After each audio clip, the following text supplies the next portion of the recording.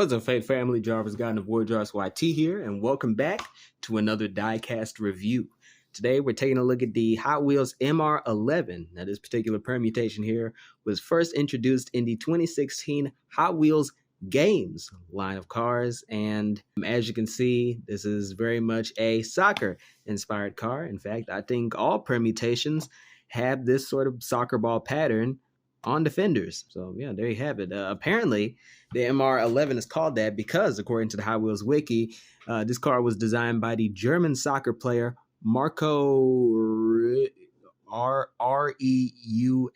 sorry for butchering your name, who played in the well-known German soccer team BVB, which is an abbreviation for words that I'm not going to repeat. Now, the first model of this car, the very first permutation, was first introduced in the Marco Reus promo series of cars, which is admittedly a much cooler design. The sort of printings on it, they do look very generic. I will say it's interesting how they have like what looks like a Portal logo here. I know this is a guy who's about to kick a soccer ball, but that literally just looks like the Portal logo.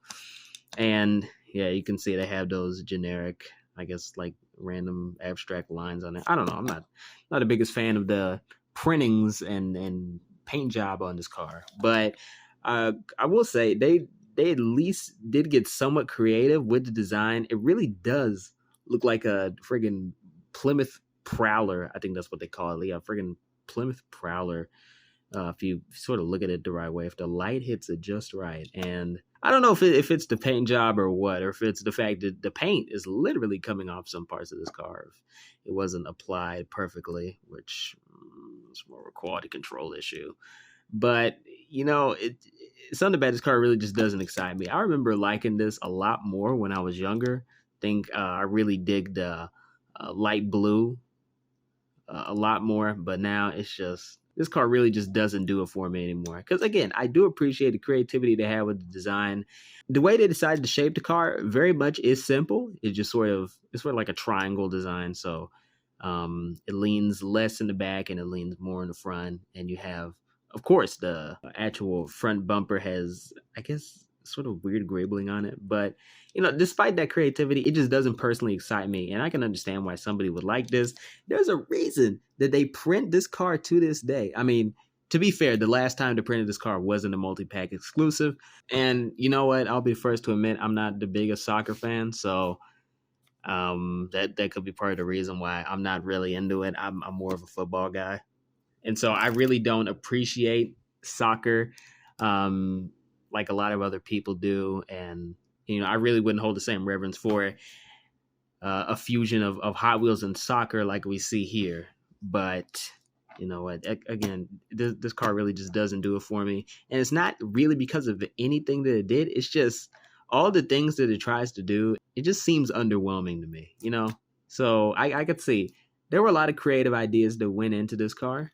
And when it comes to fusing, you know, Hot Wheels and soccer, again, I do see why people would appreciate that, but I'm not the biggest fan of soccer. I'm not a fan of the abstract designs they have on the front here.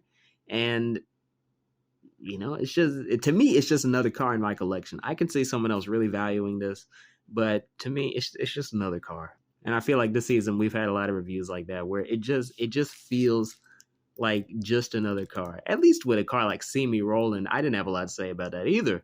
But at the very least, it had a unique gimmick. This car, it has what? It's like soccer. That's it. It's like, come on, man. You got to do a bit more than that.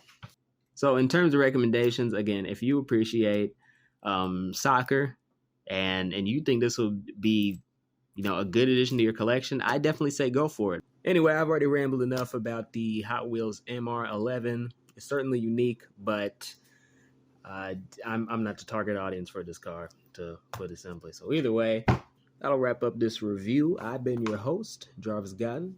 As always, thank y'all for watching. And as always, giggity giggity, giggity goo. Stick around.